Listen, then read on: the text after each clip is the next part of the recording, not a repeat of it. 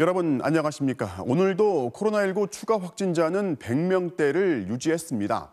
폭발적인 확산세는 분명 억제하고 있지만 좀처럼 두 자릿수로 내려가질 않습니다. 가장 큰 이유는 산발적인 집단 감염이 계속 이어지고 있는 탓인데요. 서울의 대표적인 대형 병원이죠. 신촌 세브란스 병원에서 17명이 무더기로 확진됐습니다. 먼저 남효정 기자가 보도합니다. 서울 서대문구 연세대 세브란스 병원에서 이틀 만에 17명의 확진자가 나왔습니다. 확진자가 발생한 건물은 본관과 재활병원 두 곳입니다. 어제 본관 2층 조리실에서 근무하는 영양팀 협력업체 직원 1명, 재활병원에서 환자 이송 등의 역할을 하는 협력업체 직원 1명이 각각 확진 판정을 받은 걸 시작으로 오늘 본관에서 9명, 재활병원에서 6명이 추가됐습니다.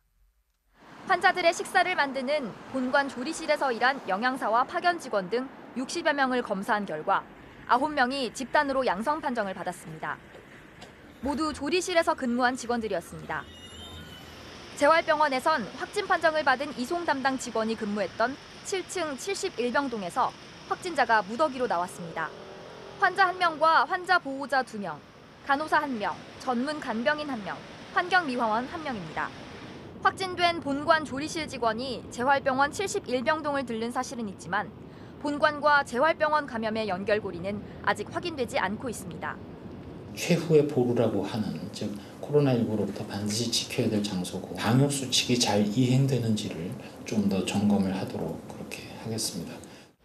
병원 측은 역학조사가 끝날 때까지 재활병원 71병동을 폐쇄하고 병원 환자, 직원, 보호자에 대한 전수검사를 실시할 예정입니다. 다만 본관에 대해선 조리실 인원을 교체하고 방역을 실시한 뒤 정상 운영하고 있습니다. MBC 뉴스 남효정입니다. 네, 이렇게 세브란스의 확진자는 재활병원뿐 아니라 본관 건물에서도 나왔습니다. 워낙 많은 이들이 오가는 공간이다 보니 추가 확산의 우려도 커지고 있는데요. 현장을 연결해 보겠습니다. 이유경 기자, 병원의 통제 상황이 어떻습니까? 네, 제 뒤로 보이는 곳이 세브란스 재활병원 출입구인데요. 굳게 닫혀있는 문 앞에 출입을 막는 파란색 금지선이 쳐져 있습니다. 확진자 발생 사실을 알리는 안내문도 붙었는데요. 그 뒤쪽으로 병원 로비가 보이지만 건물을 오가는 사람을 보기가 힘듭니다. 확진자 7명이 발생한 재활병원 7층에 있는 71병동은 코호트 관리에 들어갔습니다. 또 환자와 가족 간호사 등 230여 명에 대한 전수조사가 이뤄지고 있습니다. 재활병원의 외래 진료와 치료도 중단됐고 환자 이동도 금지된 상태입니다. 앞서 서울시는 오늘 오전 세브란스 병원의 확진자가 오전 10시 기준으로 10명이라고 밝혔는데요. 그런데 세브란스 측이 불과 30분 만에 7명이 추가 확진 판정을 받아 감염자가 모두 17명이라는 사실을 공지했습니다. 전반적으로 수도권의 급격한 확산세가 잡혀가는 상황에서 대형 종합병원에서 그것도 하루 만에 20명 가까운 확진자가 나오면서 긴장감이 커졌습니다. 세브란스 병원에서 확진자가 발생한 건 이번이 처음은 아닙니다. 지난 8월엔 사랑제일교회를 방문한 안과병원 간호사와 그의 동료가 확진된 바 있는데요. 하지만 이번 경우엔 이틀 만에 확진자 수가 두 자릿수로 껑충 뛰었고 환자 식사를 만들고 배달하는 영양팀 직원도 10명이 확진 판정을 받아 환자와 가족들의 불안이 커졌습니다. 다만 병원 측은 확진된 직원들 모두 방호복에 보호장구를 착용하고 근무했으며 병동에는 짧은 시간 동안 다녀오기 때문에 추가 감염 위험은 높지 않을 것이라고 설명했습니다. 하지만 방역당국은 CCTV 분석 등을 통해 추가 밀접 접촉자가 있는지 예의주시하면서 확산 차단에 주력하고 있습니다. MBC 뉴스 유경입니다. 방역 당국마저 매우 이례적이라고 표현한 감염 사례가 부산에서 발생했습니다. 마스크를 쓴 승객 1명한테서 역시 마스크를 쓰고 있던 택시기사 2명이 잇따라 감염된 건데요. 앞뒤로 앉아 있었고 탑승 시간도 3분 또 5분 이 정도였습니다. 황재실 기자가 취재했습니다. 지난달 31일 부산의 한 50대 여성은 기침과 열이 나 택시를 타고 집 근처 병원을 방문했습니다. 뒷좌석에 앉아 3분 정도 이동하는 동안 기사까지 두 사람 다 마스크를 끼고 있었습니다.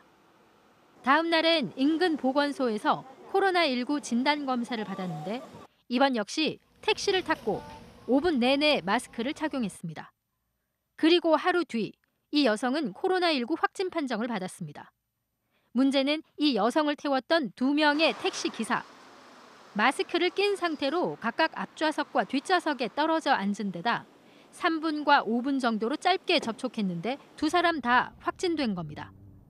워낙 짧은 시간에 접촉해서 감염이 이루어졌기 때문에 저희들이 생각하기에는 좁은 택시 공간 안에서 충분히 환기가 되지 않으면서 바이러스 농도가 올라간 건 아닌가. 에어컨을 틀어놓고 환기가 안 되는 택시 안 좁은 공간이었지만 마스크를 쓴 상태에서도 바이러스가 전파된 건 매우 이례적입니다. 방역당국은 마스크로 코와 입을 완전히 가리지 않았거나 택시비를 결제하는 과정에서 두 사람 간 간접 접촉이 이루어졌을 가능성을 조사하고 있습니다. 확진자의 손이나 이런 데 묻어있던 바이러스를 의사분들이 만졌다가 손에 묻었다가 자기가 또 입이나 코 쪽에 전방 만지면서 감염될 수도 있죠. 이들 2대의 택시에 탑승했던 다른 승객들 40명 가운데 24명은 음성이 나왔지만 현금으로 결제했던 일부 승객들은 아직 소재 파악이 안 돼 조용한 감염 우려도 있습니다. MBC 뉴스 황지실입니다. 강도를 높인 거리두기 와중에도 사흘 연속 등산을 하고 뒤풀이까지 했던 산악 모임과 관련해서 30명 가까이 확진자가 발생했습니다. 참석자 중 한 명이 충남 홍성에 있는 언니 집을 방문했다가 3살 배기를 포함해서 친인척 8명한테 전파시켰습니다. 전동혁 기자가 보도합니다. 인터넷 온라인 산악 모임 카페. 정기 산행을 취소한다는 공지가 많이 올라와 있습니다. 수도권의 한 산악 모임 카페에서 하루 만에 14명의 확진자가 무더기로 나와 모두 29명으로 늘었기 때문입니다. 수도권엔 지난달 19일 사회적 거리두기 2단계, 30일엔 2.5단계에 준하는 조치가 내려졌지만 해당 산악회는 지난달 29일과 30일, 이달 1일까지 3번의 산행과 함께 뒤풀이 술자리를 가졌습니다. 등산을 하면서 숨이 찬 상태의 호흡과 술자리에서 대화를 통해 침방울이 퍼지면서 집단 감염이 이뤄졌을 걸로 추정됩니다. 총 32명을 대상으로 참석자를 대상으로 검사 조사를 진행하였다는 말씀 드렸는데요. 지금 오늘 추가 확진자 확인을 한 상황이고 산악회의 확진자가 지역으로 내려가 전파시킨 또 다른 집단 감염도 문제입니다. 사흘 모두 뒤풀이에 참석한 산악회의 50대 여성은 확진 판정을 받기 전 충남 홍성에 나흘간 머무르며 3살 어린이와 9살 초등학생을 포함한 친인척 8명에게 코로나19를 전파시켰습니다. 홍성군은 이들이 다닌 어린이집과 초등학교에 선별 진료소를 설치해 긴급 진단 검사를 시행 중이지만 추가 전파 우려에 주민들은 불안해하고 있습니다. 지금 언니도 있어가지고 언니가 학교 다니고 거기는 조그마한 학교 얘는 언니는 큰 학교 다니는데 일부 산악회에선 오는 주말 뒤풀이가 포함된 산행 모임을 계획하고 있어 또 다른 집단 감염이 우려되는 상황입니다. MBC 뉴스 전동혁입니다. 거리두기 2.5단계 시행 이후 분명 폭발적인 증가세에는 누그러졌지만 그렇다고 하루 확진자 수가 100명대 밑으로 억제되지도 않고 있습니다. 과연 이번 주말을 끝으로 2.5단계를 마칠 수 있는 건지 정부가 여러 변수를 놓고 고민할 수밖에 없는데요. 김윤미 기자가 보도합니다. 서울 송파구의 한 시내버스 회사. 상당수의 버스들이 차고지에 그냥 서 있습니다. 올림픽공원과 잠실 일대를 도는 노선버스의 기사 한 명이 또 확진 판정을 받았기 때문입니다.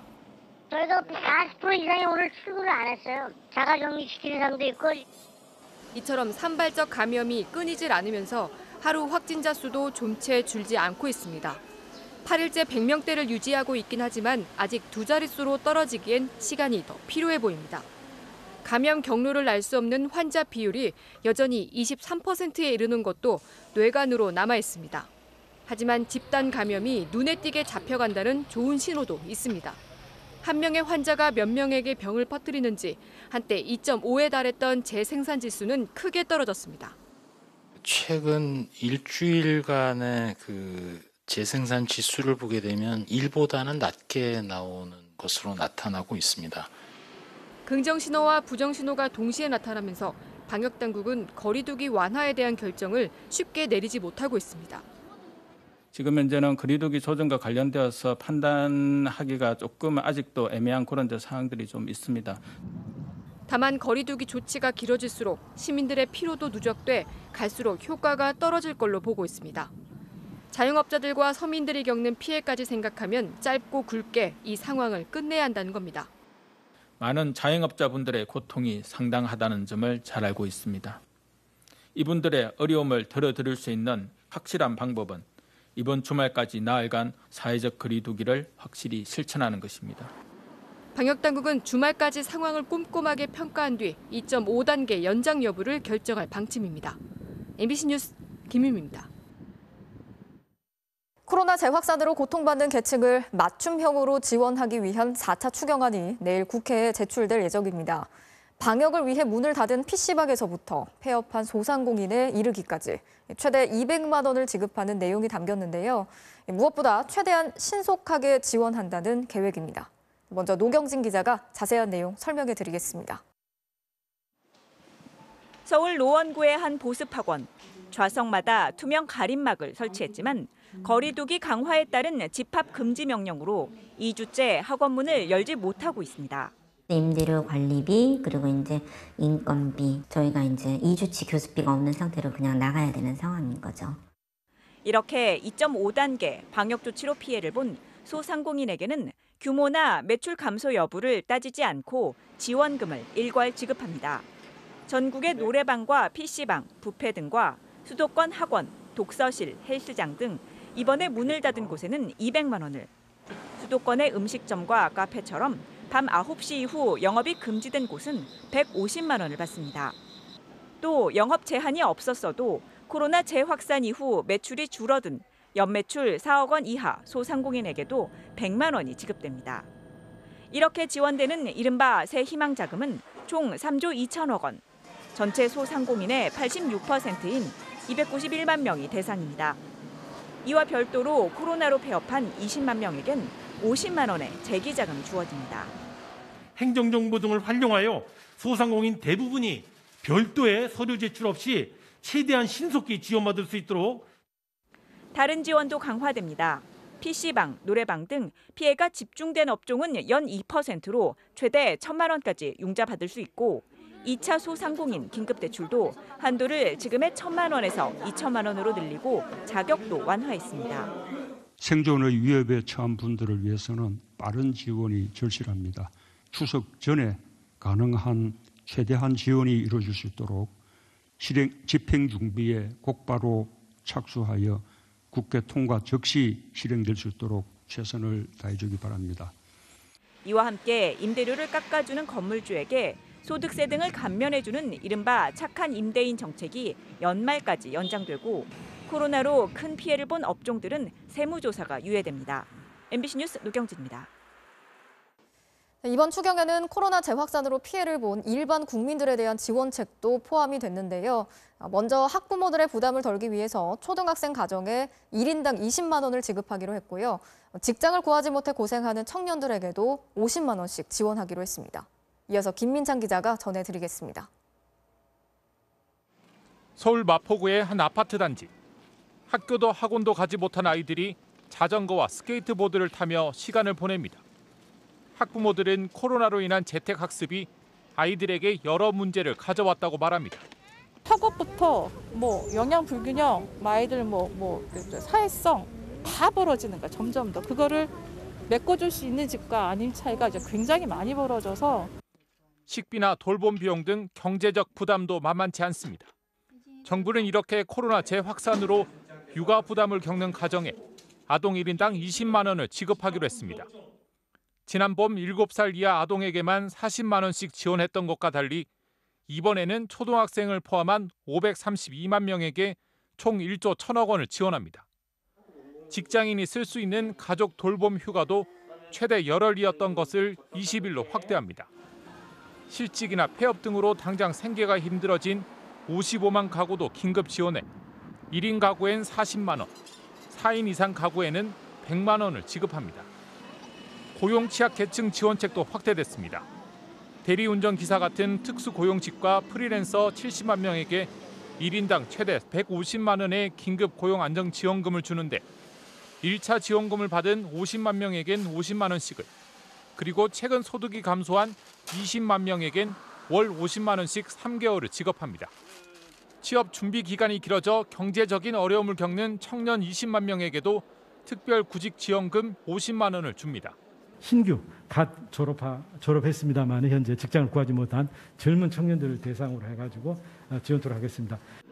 여당 요구로 막판에 포함돼 선심성 대책이라는 지적이 나오는 통신비 지원 예산 9천억 원도 추경안에 포함됐습니다. MBC 뉴스 김민찬입니다. 김홍걸 더불어민주당 의원이 지난 총선 당시 분양권 하나를 빠뜨려서 부동산 재산을 축소 신고했다는 보도를 전해드렸는데요. 저희가 더 취재를 해봤더니 2016년 한 해에만 아파트 3채를 마치 쇼핑하듯 사들인 것으로 드러났습니다. 아내의 이런 손 큰 투자를 전혀 몰라서 신고를 안 했다는 해명도 납득하기 힘든데 투기가 아니냐는 의구심도 커지고 있습니다. 남재형 기자가 취재했습니다.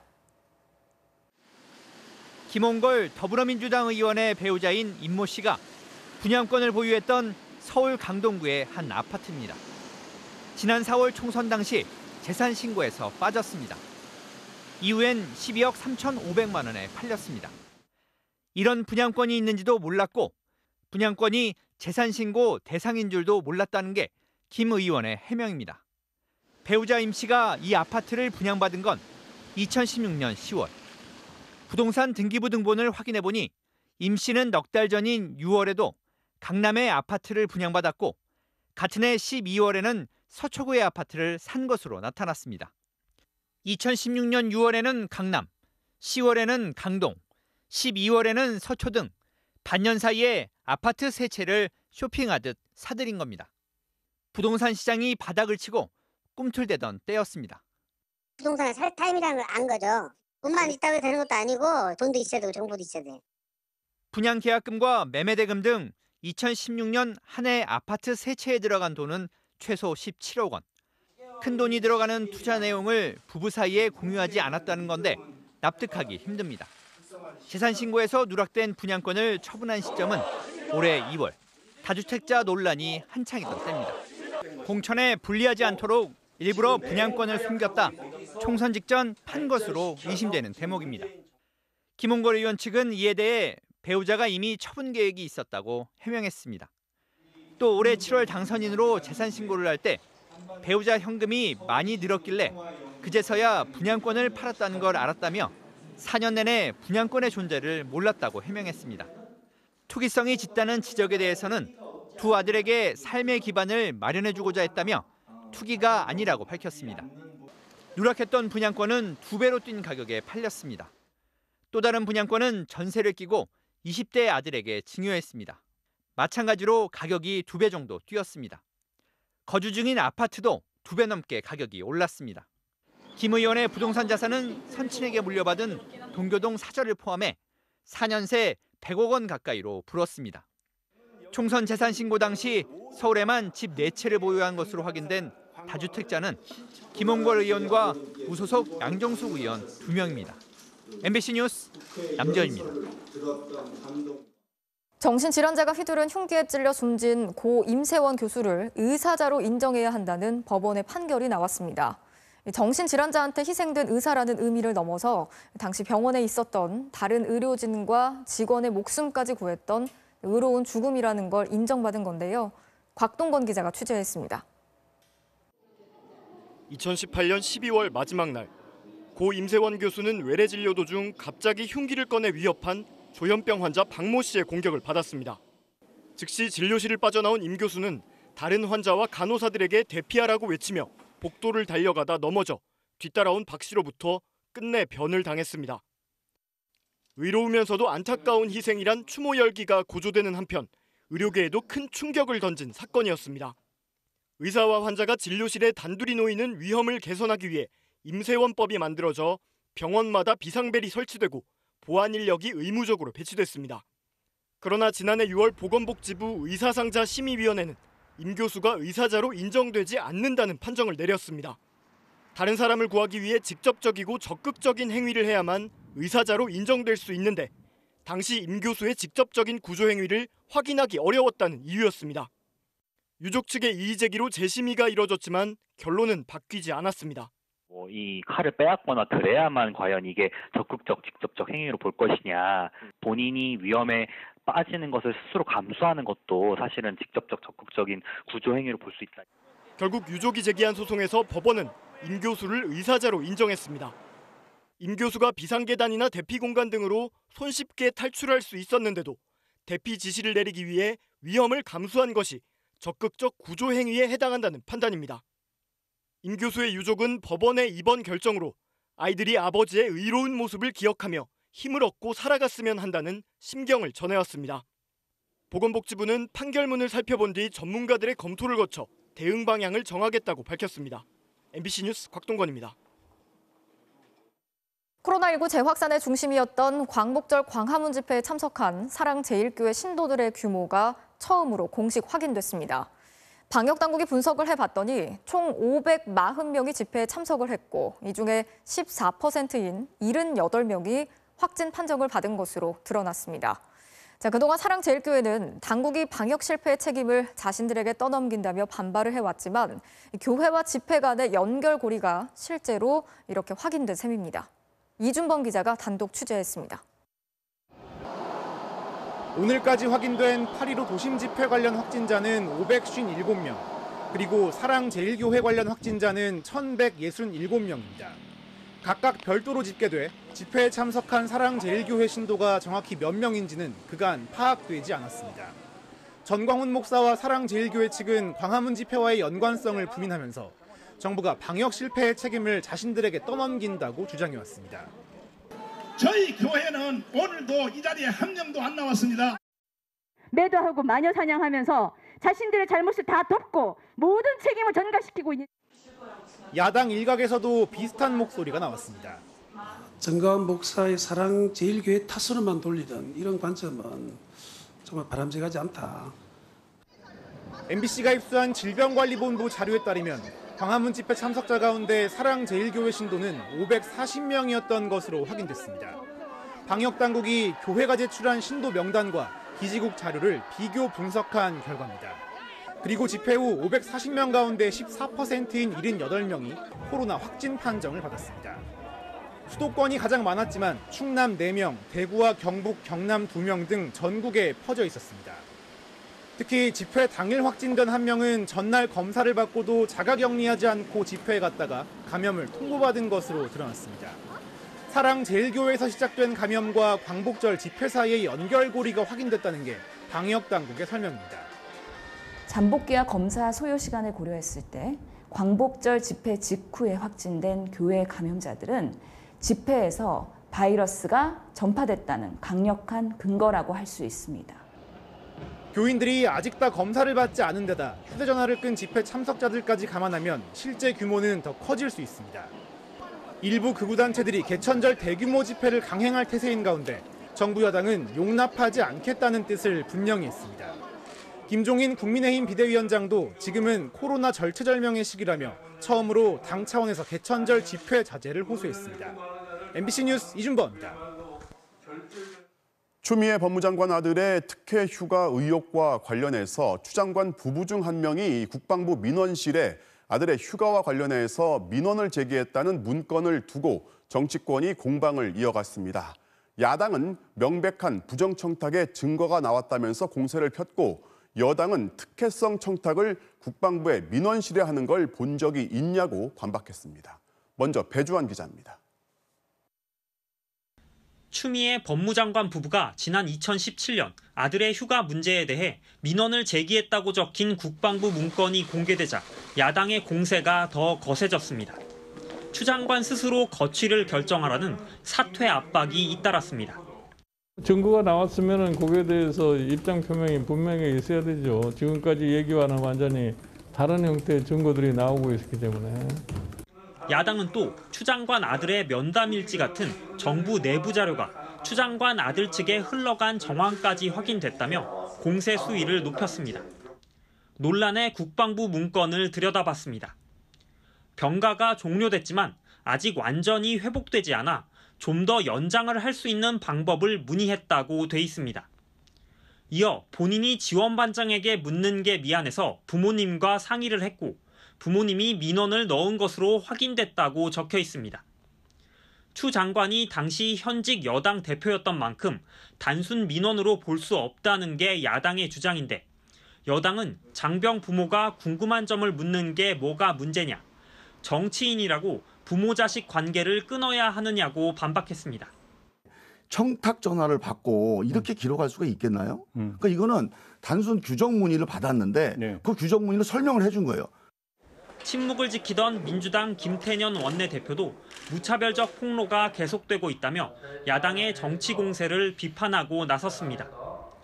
다만 추 장관은 그동안 아들 휴가 문제와 관련해 관여한 바가 없다고 계속 주장해온 만큼 민원 당사자가 추 장관 본인인지 남편인지는 분명히 가릴 필요가 있습니다. 상급 부대의 대위가 직접 찾아와서 휴가 처리를 해버렸다는 겁니다. 여기에 대해서는 후보자는 관여한 바가 없다는 겁니까? 관여한 바가 없습니다.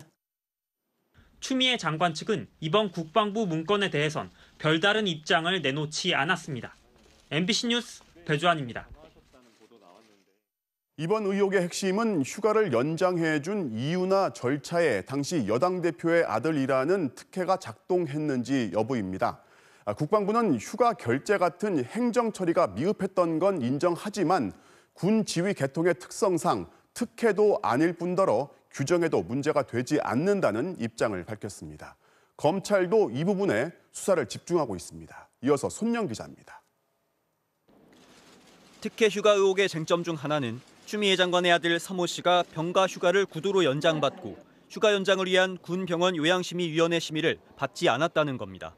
이에 대해 국방부는 당시 청원 휴가와 관련한 교육과 면담 기록 등이 남아있는 점 등을 고려할 때 지휘관 승인 등 정상적인 내부 보고 절차를 지켰을 것으로 판단하고 있다고 밝혔습니다. 또 당시 규정엔 입원이란 말이 빠져 있어 입원을 하지 않더라도 병가가 가능했고 심의 대상도 아니었다고 설명했습니다. 전화통화로 병가를 연장했다는 지적에 대해서도 규정상 부득이한 사유로 복귀가 불가피한 경우 전화 보고를 통해 먼저 처리할 수 있다고 답했습니다. 행정 처리가 미흡했을 뿐 적법한 휴가였다는 겁니다.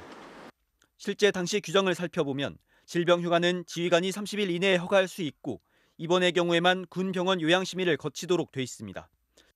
추 장관 부부 중 누군가 휴가 연장과 관련해 민원실에 전화했다며 언론에 인용된 국방부 문건에 대해서도 설명했습니다. 이 문건은 최근 논란에 대해 국방부 인사복지실이 작성한 자료로 휴가 직후 서울병을 면담했던 간부의 기록일 뿐 추 장관 부부가 언제 누구에게 민원을 했는지 여부를 알려주는 자료는 아니라고 밝혔습니다. 그러나 민원실 자료는 보존 기간이 지나 지난 6월 폐기돼 확인이 어려운 것으로 알려졌습니다. 또 규정상 문제가 없다면서도 행정적으로 휴가 처리가 되지 않았던 점은 여전히 의혹으로 남아 있습니다. MBC 뉴스 손령입니다.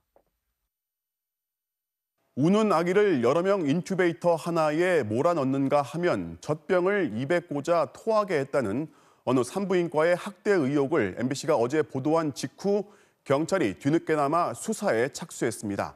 해당 병원은 여전히 증거 사진이 조작됐다고 주장하고 있는데요. 이 병원의 추가 비리를 폭로하는 제보가 잇따르고 있습니다. 윤상문 기자가 보도합니다. 갓 태어난 아기의 정수리에 무언가에 베인 듯한 상처가 선명합니다. 이마 오른쪽에도 뭔가에 긁힌 듯 울긋불긋한 선이 있습니다. 아동 학대 의혹이 제기된 김포의 한 산부인과에서 올해 초 간호조무사가 촬영한 사진입니다. 분만실 수술실에서 마지막에 아기가 나오기 직전에 자궁막을 메스로 긁어서 난 상처예요. 신생아실 책임자가 부모에게 숨기라고 지시했다는 증언도 나왔습니다. 그냥 후시딘 발라주고 끝이었고 체온 유지 때문에 모자를 씌워놓고 벗겨서 보여드릴 수가 없다는 이유로. 거기서 벗겨보세요 하는 산모분들은 없거든요. 굳이. 이런 주장에 대해 병원장은 신생아가 다쳤다면 산모들이 모를 수 없다고 주장했습니다. 메스를 내가 분만할 때 나는 끝에 서울이에요. 레전트 때는 하면 실수지. 그래서 우리 병원에서 긁힌 기억 좀 다쳤는데 엉따는데 지금. 긁혔다 그러면 산모들이 몰라요. 지난 2월 이 산부인과에서 출산한 산모는 또 다른 주장을 제기했습니다. 출산 직후 2박 3일간 입원해 있다가 옮긴 산후조리원에서 아기 손등에 멍이 들었다는 이야기를 들었다는 겁니다. 조리원에서 이제 애 상태 확인해 봅시다 이렇게 했는데 손등에 보니까 손등에 멍이 있네요. 이 산모는 병원에서 숨겼을 것으로 의심했습니다. 그걸 이렇게 알아채가지고서는 뭔가 좀 이렇게 물어보고 확인하고 이렇게 했었어야 되는데 그걸 약간 너무 멍청하게 있었던 것 같아가지고. 또 이 산모가 찍은 사진에는 인큐베이터에 아기 2명이 한꺼번에 있는 모습도 찍혔습니다. 이른바 신생아 포개기 의혹에 대한 새로운 증거가 나온 겁니다. 하지만 병원장은 MBC의 질문에 아무것도 답하지 않았습니다. 다만 인터넷을 통해 일부 언론에 보도된 사실과 관련해 의료진이 지시 묵인한 적은 없다며 사과문을 올렸습니다. 경찰의 무성의한 대응도 도마에 올랐습니다. 이미 넉 달 전 병원 직원이 사진을 보여주며 상담할 때는 신고가 어렵다고 했다는 겁니다. 사진자만 봐서는 신고가 어렵다고 얘기를 했었고요. 제가 사진을 직접 보여드렸는데 이거는 제가 잘 모르겠다라고 얘기만 하죠. 경기 김포경찰서는 오늘 아동학대 혐의에 대해 뒤늦게 수사에 착수했습니다. MBC 뉴스 윤상문입니다. 낮술에 취한 50대 남성한테 공무원이 아무 이유 없이 봉변을 당했습니다. 이런 막무가내 폭행과 협박을 당해도 공무원이라서 무조건 참아야 하는 경우도 많습니다. 이재경 기자가 보도합니다. 어제 오후 경남 창원의 한 행정복지센터.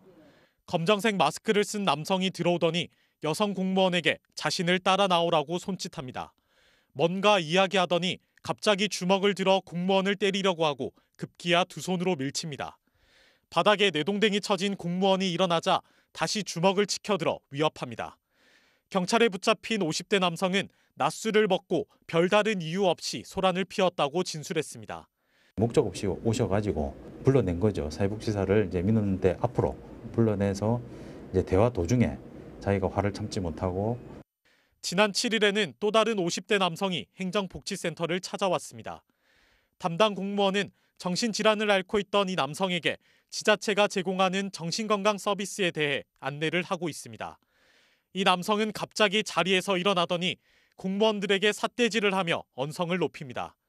갖고 있던 우산을 들어 공무원을 내리치고 의자를 집어들어 던집니다. 정신건강 서비스 이용에 들어가는 한 달 2만 원의 개인 부담금을 못 내겠다며 난동을 부린 겁니다. 공무원들이 부담금을 면제받을 수 있는지 알아보겠다고 했지만 소동을 이어갑니다. 물리적 접촉을 하다 보면 쌍방 폭행, 과실로 이어지다 보니 공무원 입장에서는 참을 수밖에 없는. 지난 6월에도 40대 민원인이 50대 여성 공무원에게 주먹을 휘둘러 공무원이 뇌진탕으로 쓰러지기도 했습니다. 행정안전부에 따르면 작년 기준 공무원에 대한 민원인의 폭언과 폭행 등 위법 행위 건수는 3만 8천여 건으로 1년 전과 비교해 10% 이상 늘었습니다. 청원경찰 추가 배치 등 민원인으로부터 공무원을 보호하기 위한 대책 마련이 시급해 보입니다. MBC 뉴스 이재경입니다. 네, 장애인을 돌보는 70대 요양사가 장애인의 이웃집 남성이 휘두른 흉기에 숨졌습니다. 이 장애인이 주로 집에서 TV를 보면서 지내는데 이웃집 남성이 인터넷 단자를 차단시켜버리면서 요양사가 대신 항의하러 갔다가 변을 당한 겁니다. 임상재 기자가 취재했습니다. 인천 서구의 한 주택가. 비상등을 켠 구급차가 서 있고 구급대원들이 들것을 꺼냅니다. 조금 뒤 한 남성이 경찰에 붙잡혀 나오고 누군가가 급히 응급차로 이송됩니다. 이틀 전 이 빌라 3층에 사는 50대 남성은 1층으로 내려와 인터넷 단자를 내렸습니다. 빌라 전체에 인터넷이 끊기면서 TV조차 볼 수 없는 상황. 병을 내리면 다 되는데 TV가 안 되는 거죠. 한 달에 한 번 그러셨어요. 신고도 많이 했거든요, 관리자한테. 못하게 해라. 이 빌라에 살던 장애인은 다음 날 찾아온 가정방문 요양사인 70대 할머니에게 답답함을 호소했습니다. 종일 집에 있는데 TV를 보지 못하는 게 큰 불편이었기 때문입니다. 요양사는 장애인을 대신해 문제의 주민에게 항의를 하러 갔고 이때 그 남성이 갑자기 난동을 부리기 시작했습니다. 가정방문 요양사는 가해 남성이 흉기를 든 모습을 보고 도망갔지만 이곳 엘리베이터 앞에서 남성은 요양사를 흉기로 수차례 찔렀습니다. 숨진 요양사는 작년 말부터 남편과 오전 오후 시간을 나눠 장애인을 돌보는 일을 해왔습니다. 용의자는 경찰 조사에서 TV를 켜면 환청이 들린다는 이유로 TV와 연결된 빌라 전체의 인터넷 단자를 내렸다고 진술했습니다. 그러면서 2, 3년 전쯤 정신과 진료를 받았다고 밝힌 것으로 알려졌습니다. 경찰은 가해 남성에 대해 살해 혐의로 구속영장을 신청하고 정확한 범행 경위를 추궁하고 있습니다. MBC 뉴스 임상재입니다. 치킨집을 운영하는 50대 가장이 빗길에 직접 배달에 나섰다가 만취 차량에 치여 숨진 안타까운 사건을 어제 전해드렸죠. 운전자에게 엄벌을 요구하는 목소리가 커지고 있습니다. 숨진 피해자의 딸이 최고 형량을 받게 해달라면서 국민청원을 올렸는데 한나절 만에 10만 명 가까이가 서명을 했습니다. 손하늘 기자가 취재했습니다. 어제 새벽 인천 을왕리 해수욕장 입구에서 만취 운전자가 몬 벤츠 승용차가 중앙선을 넘어와 치킨 배달 오토바이와 정면 충돌한 사고. 숨진 오토바이 운전자는 10년 넘게 치킨집을 운영하던 50대 가장이었습니다. 폭풍우를 뚫고 직접 배달에 나섰다가 아내와 딸, 아들과 손주를 남기고 세상을 떠났습니다. 동네 평판도 좋고요. 열심히 사시는 분이에요. 아들이 하나 있는데 손자를 봐서 손자하고 놀고 그러는 재미로 굉장히 열심히 사셨거든요. 병원에서 아버지를 싸늘한 주검으로 마주하게 된 20대 딸은 청와대 게시판에 국민청원을 올렸습니다. 배달이 많아 저녁도 못 드셨던 아버지는 그날의 마지막 배달을 하던 상황이었다며 7남매 중 막내인 아버지가 죽었고 제 가족은 한순간에 파탄났다고 적었습니다.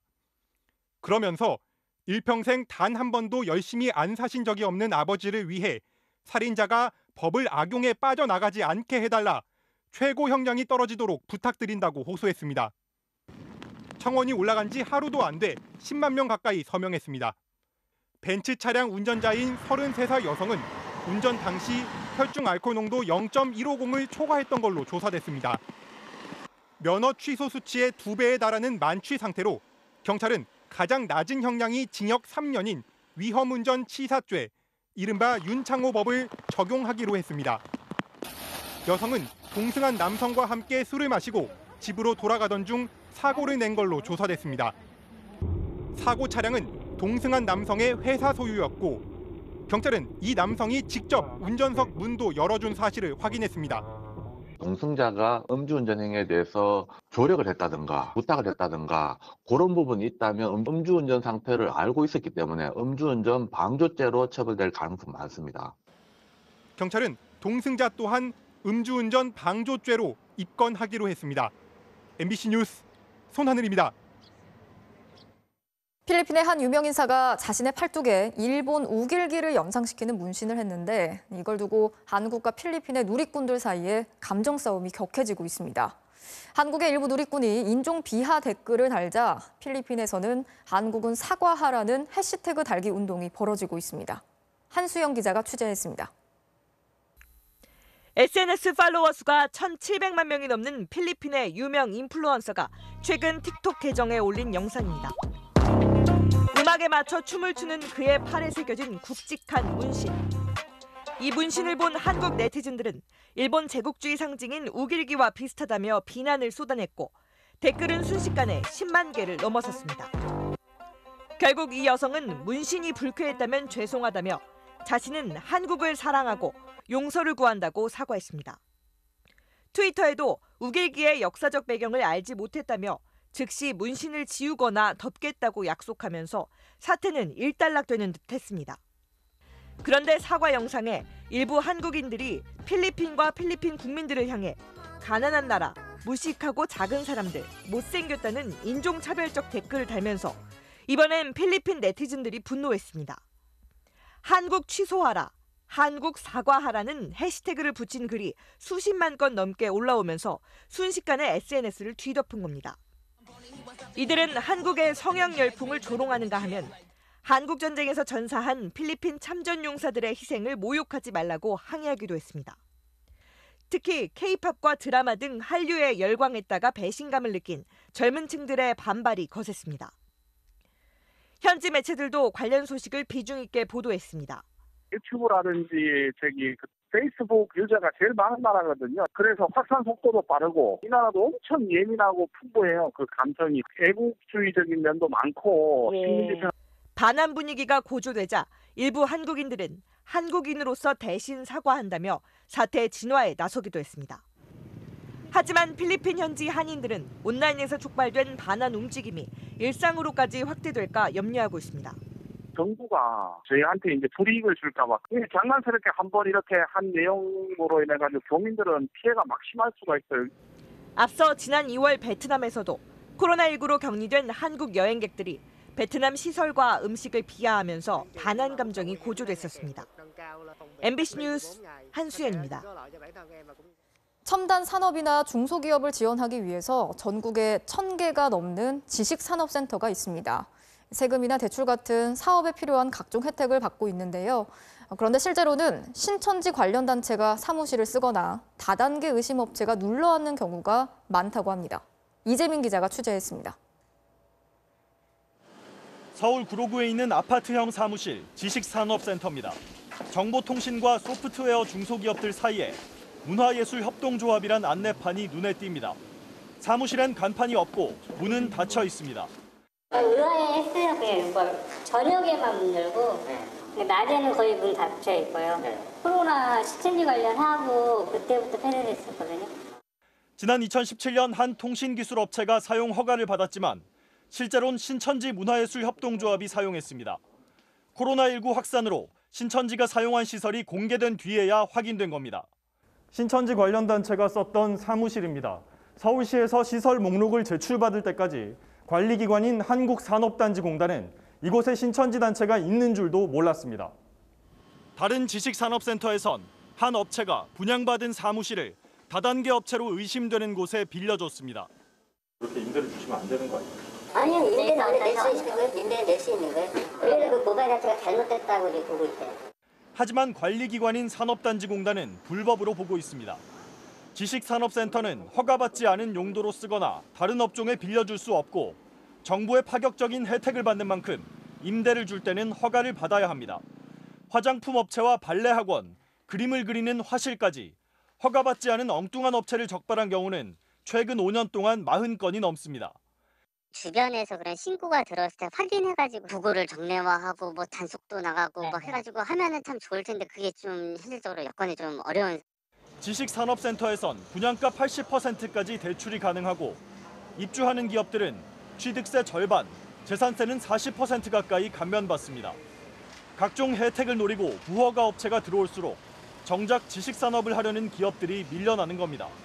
정부의 데이터베이스가 제대로 구축되고 또 정기적인 점검과 지도를 통해 가지고 원래의 목적대로 운영될 수 있도록. 전국에는 현재 1,053개의 지식산업센터가 있고 올해 상반기에 80건이 추가 승인을 받았습니다. MBC 뉴스 이재민입니다. 미국 트럼프 대통령은 그동안 공개적인 자리에서 마스크도 제대로 쓰지 않을 만큼 마치 코로나19가 별게 아닌 것처럼 얘기를 해왔었는데요. 하지만 이미 코로나 사태 초기부터 코로나 바이러스가 독감보다 치명적이고 위험하다는 걸 알았지만 일부러 숨겨왔다는 사실이 드러났습니다. 워싱턴 박성우 특파원이 취재했습니다. 트럼프 대통령은 언론인 밥 우드워드와 지난해 12월부터 지난 7월까지 18차례 인터뷰를 가졌습니다. 미국 내 코로나 사망자가 없던 2월 초 인터뷰. 전날 시진핑 중국 국가주석과 통화했다며 코로나19의 치명성을 언급합니다. You just breathe the air, and that's how it's passed.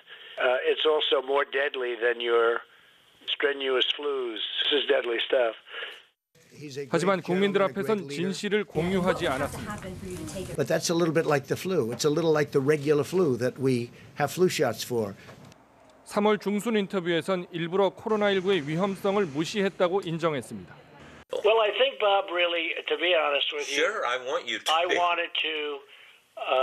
I wanted to always play it down. I still like playing it down. Yes, sir. Because I don't want to create a panic. 그러면서 나흘 뒤 대중 앞에선 경제활동 재개를 외쳤습니다. America will again and soon be open for business. Very soon. 다음 주에 나올 밥 우드워드 기자의 신간 경로에 담길 인터뷰 내용이 공개되자 트럼프 대통령은 공포의 광란을 막기 위해서였다고 해명했습니다.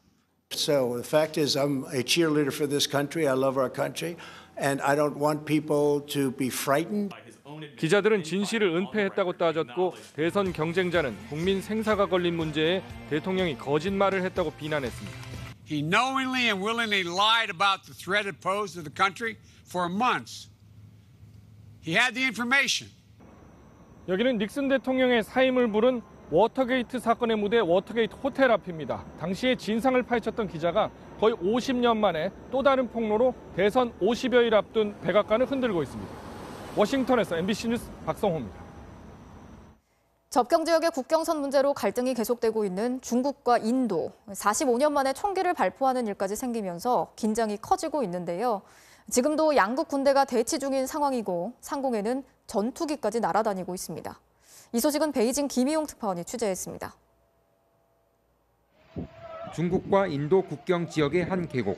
수십 명이 엉겨붙어 몸싸움을 벌입니다. 오른편의 중국군이 인도군을 몰아내기 위해 긴 막대기를 휘둘러 후려칩니다. 인도군은 어깨에 총을 메고 있습니다. 중국 측이 공개한 이 영상은 언제 찍은 건지 밝히진 않았지만 먼저 총기를 가지고 나온 건 인도라는 걸 보여주려는 의도로 보입니다. 앞서 지난 7일 중국 인도 국경 산악 지역에서 45년 만에 처음으로 총소리가 울렸습니다. हमें बातचीत नहीं हुआ इतना हमें जरूर पता हुआ कि आज रात को काफी लार्ज सर्कल पे 1.5 घंटे के लिए 우발적 충돌로 인한 전쟁을 막기 위해 맺었던 총기 사용 금지 협정이 깨진 겁니다. 중국은 인도가 먼저 공격했다며 즉시 비난하고 나섰습니다. 是严重的军事挑衅行为，性质非常恶劣。我们要求印方立即停止危险行为。 인도 측은 당시 중국 인민해방군의 사진 공개로 맞받아쳤습니다. 자동 소총을 어깨에 메고 칼과 창, 특히 삼국지에서 관우가 사용해 유명한 언월도까지 들고 있습니다. 이미 지난 6월 충돌에선 인도 군인 20명이 사망했습니다. 당시 인도는 중국군이 기다란 철못이 박힌 쇠막대를 휘둘러댔다고 주장했습니다.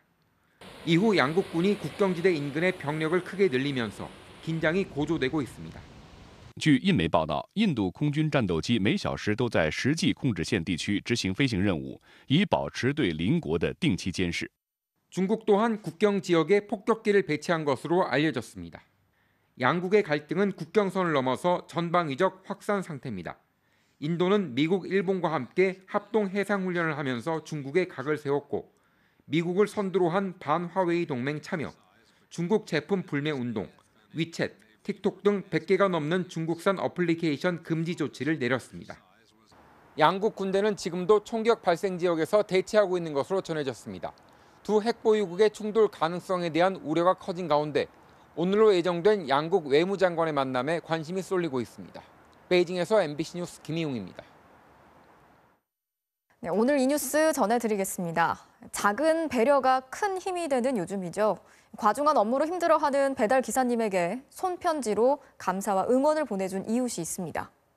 코로나19 이후 택배 노동자들의 업무량이 30%가량 느는 등 노동 환경은 더 열악해지고 있습니다. 일부 고객들의 무리한 요구는 이들을 더욱 힘들게 합니다. 제가 배달하는 시간에 전기를 점검하는 때였더라고요. 배달할 곳이 15층이었는데 전기 점검이 끝나는 시간 피해서 배달을 좀 하고 싶어서 말씀을 드렸는데 그분이 굳이 지금 올려달라고 말씀을 하시더라고요. 15층까지 힘들게 올라갔던. 태풍 하이선이 북상하던 날에도 이대영 씨는 어김없이 생수를 배달했습니다. 한 가정집에 생수를 가져다 놓고 나오는데 쇼핑백이 놓여 있어 열어보니 손편지가 들어있었습니다. 태풍으로 위험한 상황인데 상품을 주문해 죄송하다며 배송을 미루려고 했지만 답이 없어서 편지를 쓰게 됐다는 건데요. 배달기사의 힘든 상황에 공감하고 그의 안전을 걱정하는 마음까지 담겨 있습니다. 그리고 직접 만든 샌드위치까지 선물했습니다. 가슴이 뭉클하기도 하고 제가 하는 일이 이렇게 헛된 일만은 아니구나. 많은 사람들한테 염려도 받고 고마움도 받고 이런 직업이구나. 새삼 느끼게 됐어요. 기분이 무척 좋았습니다. 그날은 날아갈 듯이 일을 했죠. 최근 한 택배 회사의 배송 지연 문자가 화제가 되고 있습니다. 일하다 언제 죽을지 모를 두려움을 안고 새벽 출근길에 나선다며 인간답게 살기 위해 회사 측에 노동 단축 목소리를 내고 있는 중이니 배송 지연에 양해를 바란다는 사과문이었습니다. 누리꾼들은 배송 지연에 불만을 드러내기보다 늦어도 괜찮다며 기사들의 요구가 받아들여졌으면 좋겠다는 응원의 목소리를 보태고 있습니다. 음료수와 과자 등 간식으로 감사의 마음을 전하는 일도 꾸준히 이어지고 있습니다. 수고를 이해해주는 이웃들의 따뜻한 배려가 큰 힘이 된다고 하는데요. 다들 힘들고 지친 시기를 지나가고 있죠. 제가 받은 경우처럼 서로에게 위로를 해주거나 염려를 해주는 일들이 서로에게 계속된다면 어려운 시기를 잘 넘길 수 있지 않을까 이렇게 생각을 합니다. 오늘 이 뉴스였습니다.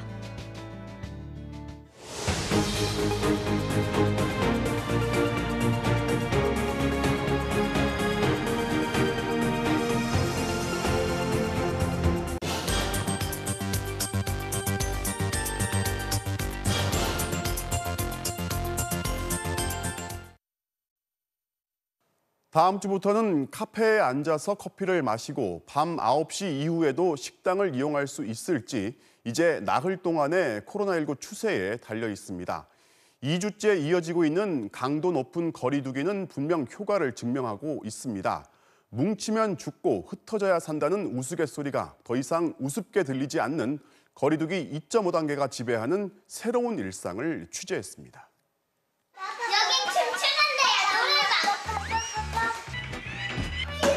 여기 춤추는 데야. 유치원에 못 가게 된 아이들, 외출을 할 수 없게 된 엄마, 직장 회식 등 저녁 문화가 사라진 아빠. 사회적 거리두기 2.5단계가 시작된 후 온 가족에게 예전에 없던 생소한 일상이 시작됐습니다. 2.5단계 이후로는 아예 외출 자체를 못하니까 그냥 계속 집에서 있는 거죠. 이제. 온라인 주문과 택배 배달은 이제 일상이 됐는데요. 넘치는 에너지를 자랑하는 아이셋과 슬기로운 집콕 생활을 하기 위해선 다양한 놀이를 준비하는 건 기본 중에 기본입니다. 오늘은 꼬마 김밥 만들기. 고사리 손으로 야무지게 만든 김밥을 도시락에 담아 향한 곳은 바로 베란다에 마련된 홈 캠핑장. 얼마나 좋아요? 하늘에서 우주 끝까지.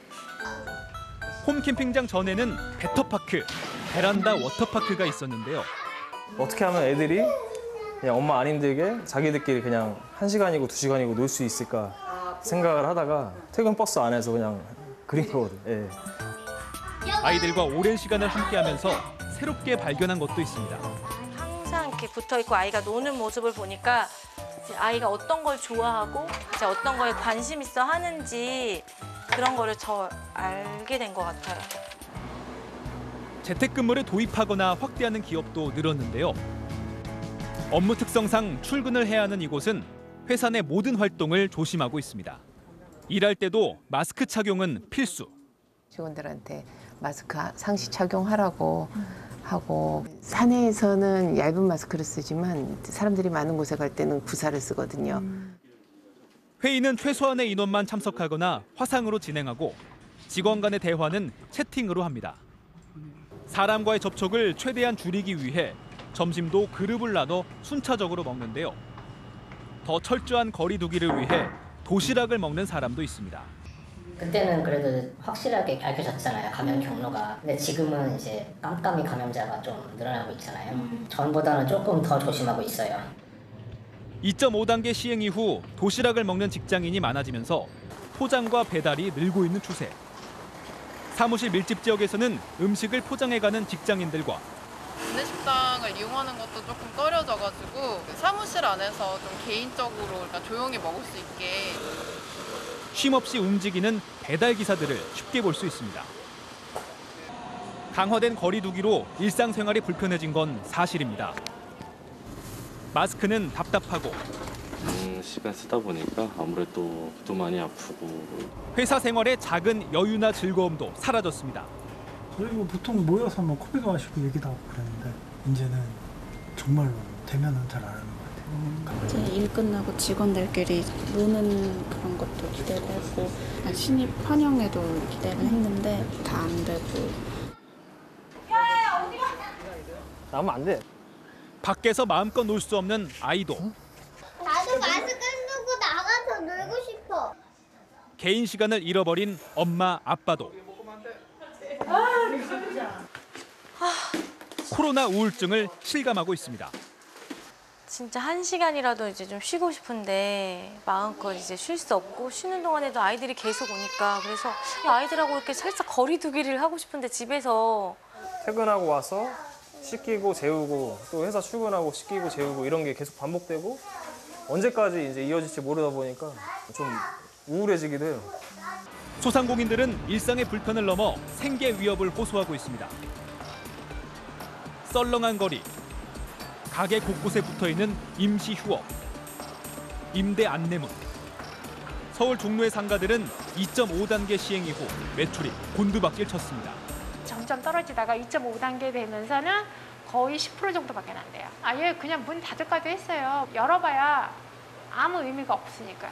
저녁 손님이 하루 평균 2팀에서 3팀. 직원들은 좌불안석입니다. 직원이 필요가 없으니까 내보낼 수는 없잖아요. 4명이서 그대로 일하는 거 아니죠. 홍대 상권 역시 마찬가지. 정말 좁은 도시 같은 그런 느낌 있잖아. 상당수 상인들은 임대료 내기도 버거운 상황입니다. 조금 좋아지려고 이태원 사건 났지. 조금 좋아지려고 이렇게 집회해가지고 이랬지. 그만 참을게요. 코로나 재확산 이후 소상공인 10명 중 6명은 매출이 90% 이상 줄어든 것으로 조사됐습니다. 힘든 상황에서도 거리 두기를 지키려고 노력하는 이유 모두 같은 마음입니다. 제자리로 돌아왔으면 빨리 해결됐으면 하는 말인데 이렇게 해서라도. 강화된 사회적 거리 두기 2.5단계 12일째. 확산세는 일단 멈췄지만 또 한 번의 고비가 될 추석 연휴가 기다리고 있는 상황. 안심하기엔 아직 이릅니다. 나와 내 가족을 지키고 이웃을 지키기 위해 각자 위치에서 자신이 할 수 있는 일을 하는 것. 코로나19와 싸우고 있는 오늘 대한민국의 풍경입니다. 검찰 조직과 수뇌부를 향해 거침없이 쓴소리를 해왔던 이문정 부장검사가 대검찰청에서 감찰 업무를 맡게 됐습니다. 법무부는 검찰의 신뢰도를 높이는 데 기여할 거라고 기대를 했지만 검찰 일각에서는 비판적 기류도 감지되고 있습니다. 공윤선 기자가 취재했습니다. 검찰 내 대표적 내부 고발자로 꼽히는 이문정 울산지검 부장검사. 지난 2012년 서울중앙지검 공판부 근무 시절 윤길중 진보당 간사의 반공법 위반 재심 사건에 무죄를 구형해 파문을 일으켰습니다. 이른바 백지 구형을 하라던 윗선의 지시를 어긴 겁니다. 그 시킨 대로 하는 것에 대한 그런 거 있지 않습니까? 적당한 타협이 더 이상 감당할 수 없을 때 저는 못 참은 거거든요. 이 일로 정직 4개월의 중징계를 받았다가 2017년 징계 취소 확정 판결을 받아냈습니다. 하지만 이때부터 찍힌 검사, 왕따 검사로 불렸고 거듭된 좌천성 인사 발령에도 소신 행보를 멈추지 않았습니다. 지난 2016년 고소장 위조 검사를 징계하지 않고 사표를 받아줬다며 김수남 당시 검찰총장을 고발하는 등 전현직 검찰 수뇌부와 맞섰는데도 주저하지 않았습니다. 검찰의 제 식구 감싸기 관행을 비판하며 검찰 개혁을 화두로 SNS와 언론 기고도 활발히 해왔습니다. 인사 때는 감찰직을 꾸준히 지원했다고 말하기도 했습니다. 제가 늘 감찰 제도 개선을 요구해놓고 공모를 할 때 제가 응하지 않는다면 빈말을 또 한 게 아닌가 싶어서 엄격하게 법을 적용하고자 하는 제 의지를 쓰실 의사가 있으시면 쓰실 수 있도록. 법무부는 오는 14일자로 임 부장검사를 대검 검찰연구관으로 발령했습니다. 검사장급인 감찰부장의 지시를 받아 감찰 관련 직무를 맡을 것으로 보입니다. 법무부는 공정하고 투명한 감찰 강화를 통해 신뢰받는 검찰상 구현에 기여할 것이라고 기대했지만 검찰 일각에선 회의적입니다. 이미 지난달 중간 간부 인사가 끝난 마당에 직제에 없던 감찰정책연구관 자리를 만들어 원포인트 발령을 냈다는 겁니다. 특히 윤석열 총장에도 쓴소리를 마다않던 임 부장검사가 윤 총장과 대립각을 세웠던 감찰 조직에 배치된 걸 두고도 임명권자인 추미애 법무장관의 의중이 반영된 것 아니냐는 해석이 나옵니다. MBC 뉴스 공윤선입니다. 보통 댐 주변 지역의 주민들은 여러 가지 규제 때문에 상대적으로 불이익을 당하다 보니까 해마다 정부 등으로부터 지원금을 받는데요. 마을 인구와 면적에 따라서 지원금이 나오는데 정작 주민들이 이런 사실조차 모르는 곳이 있습니다. 조미애 기자가 실태를 취재했습니다. 주민 17명이 전부인 충북 보은군의 한 농촌 마을. 대청댐이 주변에 있어 상수원 보호나 개발 제한 같은 각종 규제가 많습니다. 이 때문에 수자원공사와 금강유역환경청은 해마다 이 마을에 지원금을 주는데 매년 1,400만 원이 넘는 액수입니다. 그런데 마을 주민 대부분은 지난 20년 동안 이 돈의 존재를 아예 몰랐습니다. 보니까 딴 동네는 마을 공동 농기계가 있고 그런데 저희 마을에는 없어가지고 딴 동네 이장 한테 물어보니까 사업비가 나온다. 지금까지 지급된 지원금 가운데 사용 내역이 남아있는 건 최근 6년치 8,500여만 원. 서류상으론 마을 주민들이 공동으로 사용하기 위해 각종 농기계 등을 구입한 것으로 돼 있습니다. 온데간데 없는 이 농기계들은 대체 어디 있는 건지 주민들이 찾아봤더니 70대인 이장을 포함해 마을에서 가장 오래 살아온 주민 3명의 집에서 모두 발견됐습니다. 지원금을 받기 위해선 마을 회의를 열고 주민들의 의견을 모아야 하는데 회의가 열린 적은 한 번도 없습니다. 전혀 상의라는 게 없고 이 동네에 주민들을 모아놓고 올해 뭐 어떻게 돼서 뭐를 이렇게 할 생각이다라고 얘기도 안 해요. 대신 주민들은 영문도 모른 채 인감도장을 맡기라는 이장의 요구만 그대로 따랐습니다. 갖다 놓으라니까 갖다 놔야지 어떻게 이장백이 엄청나요? 그렇게 해서 권력이 세요. 여태까지 그렇게 됐던 거예요. 최근 마을에 이사 온 한 주민의 문제 제기가 없었다면 매년 1,000만 원이 넘는 지원금은 앞으로도 계속 누군가의 쌈짓돈이 됐을 상황.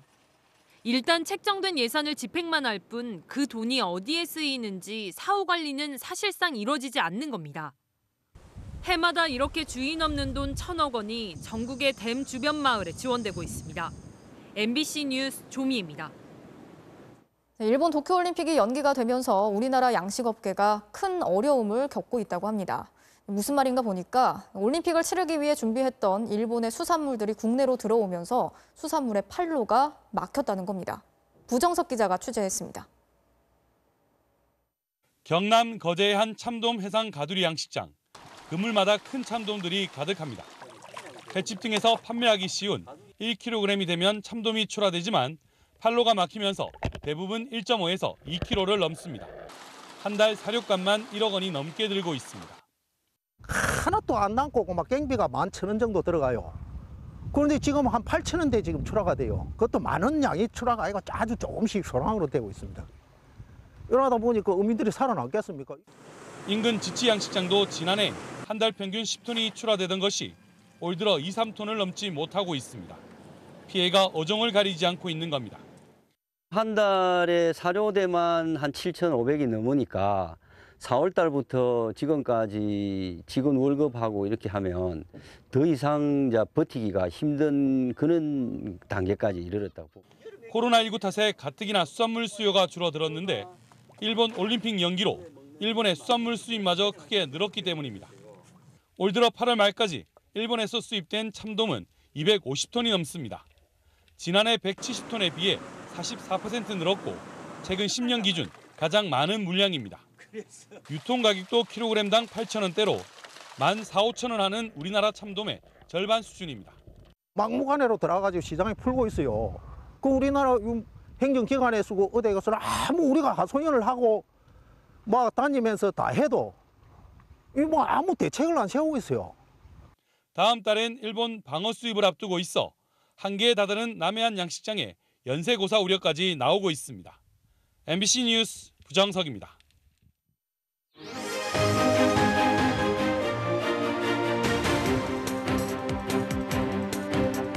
정치적 참견 시점 오늘도 박영회 기자와 함께하겠습니다. 첫 번째 소식 보겠습니다. 네. 육군병장 우상호 불똥 튄 카투사 이낙연인데, 자 민주당의 우상호 의원이 이제 추미애 장관 아들의 이제 휴가 특혜 논란을 이제 방어를 하려다가 카투사는 원래 편하다 이런 말을 했다가 논란이 됐어요. 네, 우상호 의원 어제 한 언론과의 인터뷰에서 카투사는 원래 그 자체가 편하기 때문에 어디든 똑같다. 휴가를 갔느냐 안 갔느냐, 보직을 이동하느냐 안 하느냐, 이건 아무 의미 없는 얘기라고 했습니다. 네. 그러니까 추미애 장관 아들이 카투사니까 휴가를 갖고서 특혜를 요구할 이유가 없다고 방어하려고 한 건데 억지라는 비난이 쏟아졌습니다. 들어보시죠. 네. 옹호가 아니라 도로 더 악화시키는 일이 생겼다고 보고 있지 않습니까? 앞뒤 맞지 않는 이야기를 해서 오히려 돕는다는 게 해가 되도록 하고 있는 그런 상황인데요. 네, 카투사 예비역들의 인터넷 커뮤니티에선 카투사도 근무 환경이 제각각이어서 육군보다 힘들게 군 생활을 하는 경우도 존재한다. 우상호 의원은 즉각 공식 사과하고 카투사 출신인 이낙연 대표가 직접 나서서 해명해라 이렇게 요구를 했습니다. 자, 뭐 엉뚱하게도 이제 카투사 출신의 이낙연 대표한테 이제 불똥이 튀어버렸어요. 네, 이낙연 대표는 1974년부터 29개월간 용산 미군 기지에서 복무를 했다고 하는데요. 네. 본인이 밝혔던 그 군대 생활 얘기 들어보시죠. 네.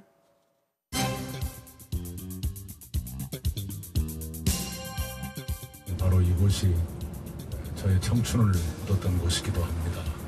여기서 제가 74년부터 76년까지 근무했습니다.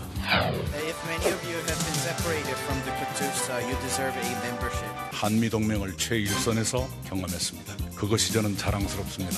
제가 소년이 된 뒤로 제 상체를 벗었을 때 갈비뼈가 보이지 않은 것은 카투사로 근무할 때가 처음이었습니다. 논란이 되자 우상호 의원은 카투사 장병들의 헌신에 대해 감사하고 상처를 드린 점은 깊이 사과한다고 밝혔습니다. 네. 그러니까 이낙연 대표가 취임 이후 처음으로 카카오 문자 파문을 두고서 이 당 소속 의원들에게 언행을 조심하라고 주의를 줬던 바로 그날 당 소속 의원이 사고를 쳤고요. 그 불똥이 이낙연 대표에게 튀면서 이낙연 대표가 카투사를 나왔다는 사실이 새삼 회자가 됐습니다. 네, 다음 소식 보겠습니다. 광화문엔 거리두기, 황교안은 어쩌나인데 자, 지금 이번에는 보수 진영 얘기인데 네. 광복절에 이어서 이제 10월 3일 개천절에 지금 다시 광화문에서 이제 대규모 집회를 열겠다는 거잖아요. 네. 지금 국민의힘이 이 집회하고는 지금 거리두기를 하는 모양입니다. 네, 사실 집회 자체를 반대한다는 건 아닌데요. 광화문 집회 지난 8.15 때와는 조금 사뭇 분위기가 다릅니다. 네. 비교해서 들어보시죠. 네. 당원들 스스로가 참여하고 싶은 건 다 자유롭게 참여할 수 있는 거지. 당장 내일을 알 수 없는 바로 이 순간 부디 여러분의 집회를 미루고 국민과 함께 해주시기 두 손 모아서 부탁을 드립니다. 오는 개천절에는 정부의 방역 준칙을 꼭 준수하여 주시기를 바랍니다. 네, 보수 지지층의 뜻은 충분히 이해를 하지만 코로나19 극복의 갈림길에선 지금은 대규모 집회만은 좀 미뤄달라고 호소를 했습니다. 자, 광복절 집회 때 코로나19가 이렇게 확산된 거를 감안을 하면은 지금 이제 국민의힘 입장에서는 이 집회하고 이제 확실하게 선긋기를 해두는 게 낫겠다 이렇게 판단할 수 있어요. 네, 이제까지 민주당은 국민의힘과 광화문 집회와 연관성을 부각시키면서 계속 공세를 펼쳐왔기 때문이기도 할 텐데요. 네. 그 공세도 계속해서 들어보시죠. 네.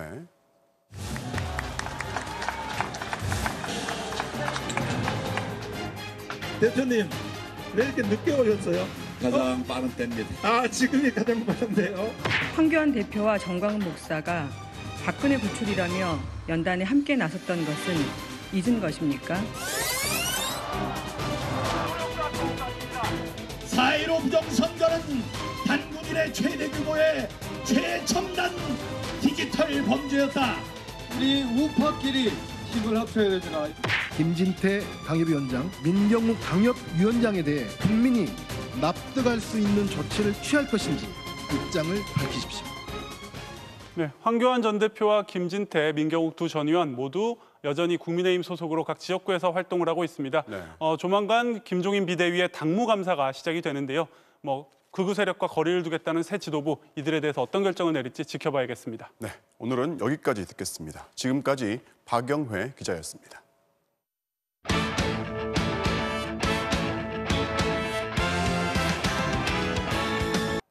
한 팀이 한 경기에 29점을 뽑았습니다. 이게 핸드볼 스코어인가 싶으시죠? 하지만 야구, 그것도 메이저리그의 이야기입니다. 손장훈 기자입니다. 애틀란타 공격의 성공은 두 발이었습니다. 2회 투런 홈런으로 포문을 열더니 5회엔 가볍게 친 공이 엄청난 석점 홈런으로 이어졌습니다. It is gone! Adam Duvall with another home run. This is unbelievable. 듀발의 홈런 쇼는 이게 끝이 아니었습니다. 7회엔 대형 말루포까지 터뜨렸습니다. 솔로 홈런 하나가 부족해서 한밀 최초 사이클링 홈런은 놓쳤지만 혼자서 홈런 3방으로 9타점을 기록했습니다. 애틀란타는 홈런 7방 포함 24만타에 올렉도 10개나 골라내며 29득점에 성공하면서 91년 만에 리그 최다 득점 신기록을 세웠습니다. 5대6으로 뒤진 6회 초 뉴욕 매츠 외야수 컴퓨터가 머리 위로 넘어가는 안타성 타구를 잡아냅니다. 미사말로 실점 위기를 넘긴 그림 같은 수비에 동료들은 환호했고 타자는 넋을 잃었습니다. 7대6으로 역전한 후에 이루수 길로르메가 환상적인 수비를 선보였습니다. 우중간으로 빠지는 공을 잡아내 묘기에 가까운 1루 성구로 타자를 아웃시켜 팀의 한 점차 승리를 지켜냈습니다.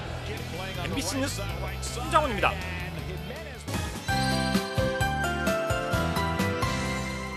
낮 동안에는 따가운 가을 햇살이 가득 쏟아진 하루였죠. 내일은 먹구름이 드리워지면서 해를 가려줍니다.